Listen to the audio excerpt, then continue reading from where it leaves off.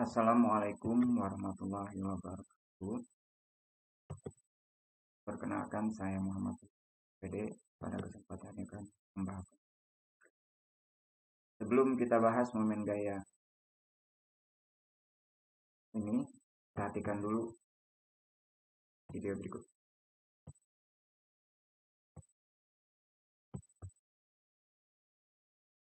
Proses ini sering kita alami dan selalu kalau kita mau masuk rumah, membuka pintu,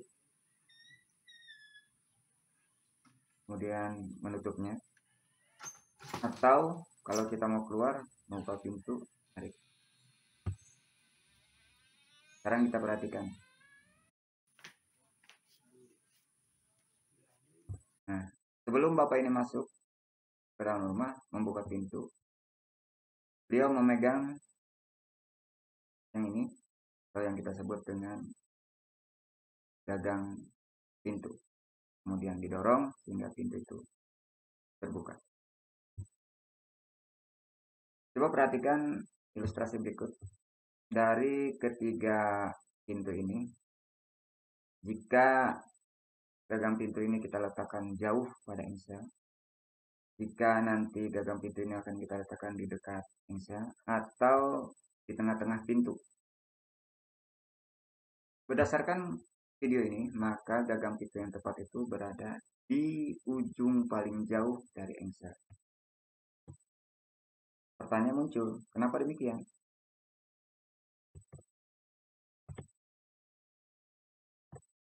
Prosesnya begini. Makin jauh letak gagang pintu dengan engsel, momen gaya semakin besar dan pintu lebih mudah terbuka atau tertutup.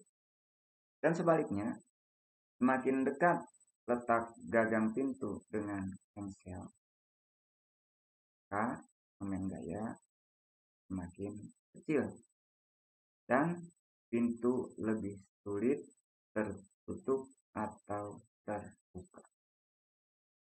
Proses inilah yang kita sebut dengan momen gaya atau torsi. Dalam istilah lainnya, penerapan momen gaya kehidupan. Dengan adanya momen gaya atau torsi ini, kita mudah membuka atau menutup pintu.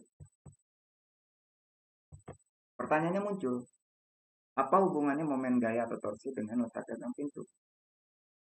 Jika kita anggap engsel pintu adalah sumbu putar atau poros, maka jarak gagang pintu dengan engsel merupakan lengan momen. Kalau kita beri simbol D. Kemudian kalau kita perhatikan perumusan di samping nanti, momen gaya atau torsi akan sebanding dengan lengan momen D atau jarak gaya ke poros R. Jadi antara D dan R itu nanti pada prinsipnya sama dan gaya F. Artinya semakin besar lengan momen dan gaya yang dikeluarkan, maka semakin besar pula momen gaya yang akan dihasilkan. Hal inilah yang memudahkan kita untuk membuka atau menutup pintu. Jadi dari ilustrasi video tadi, maka letak gagang pintu yang tepat itu berada pada ujung yang paling jauh dengan engsel. Karena paling jauh berarti jarak atau lengan momennya semakin besar dan gaya F-nya kalau kita beri besar maka pintu itu dengan sangat mudah terbuka. Nah, perumusan yang saya maksud adalah seperti ini.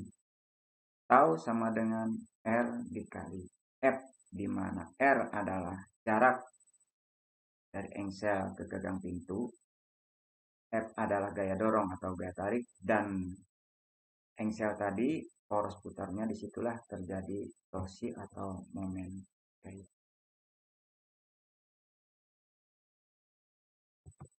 Apa yang dimaksud dengan momen gaya? Yang kita bahas tentang momen gaya itu sendiri.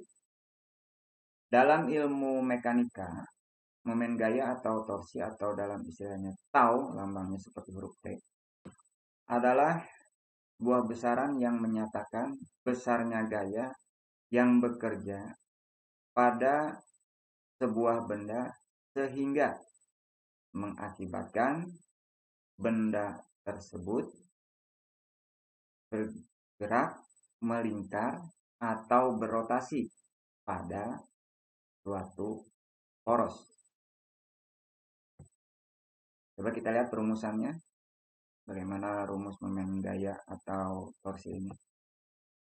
Jika gaya yang kita berikan pada lengan momen itu tegak lurus, maka rumusnya adalah begini.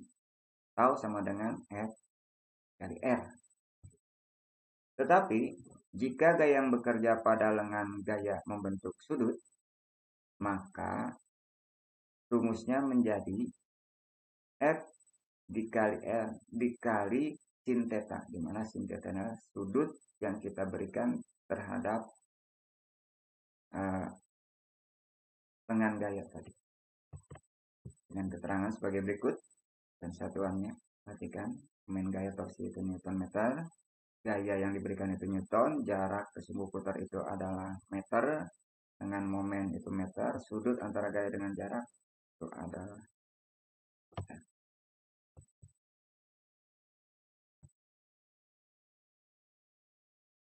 Momen gaya atau torsi dilambangkan dengan tau. Ini dibaca tau nih, seperti huruf T. Dan merupakan besaran vektor, sehingga arah sangat menentukan.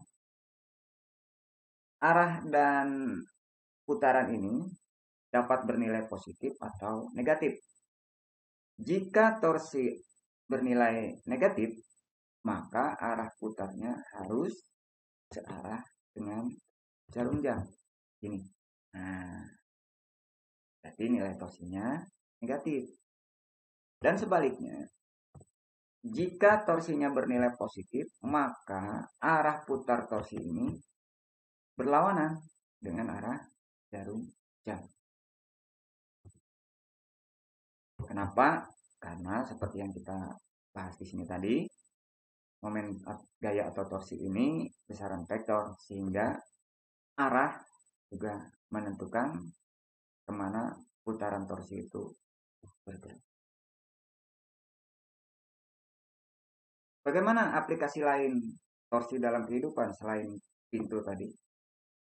Yang kita buka, kita tutup, baik itu kita dorong atau kita tarik. Nah, ini seperti ini. Ini ada di taman bermain. Ini juga torsi. Nah, ini yang sudah kita bahas tadi. Ini juga dalam kehidupan kalau naik sepeda atau motor.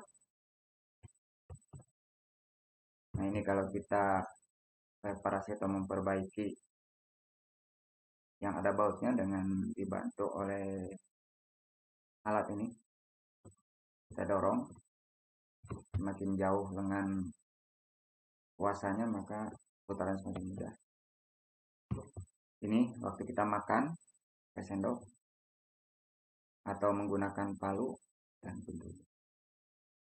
Nah, itulah beberapa contoh tentang torsi dalam kehidupan. Dengan adanya torsi ini memudahkan kita untuk melakukan sesuatu yang hubungannya dengan benda berputar. Terima kasih dari saya, semoga bermanfaat. Assalamualaikum warahmatullahi wabarakatuh.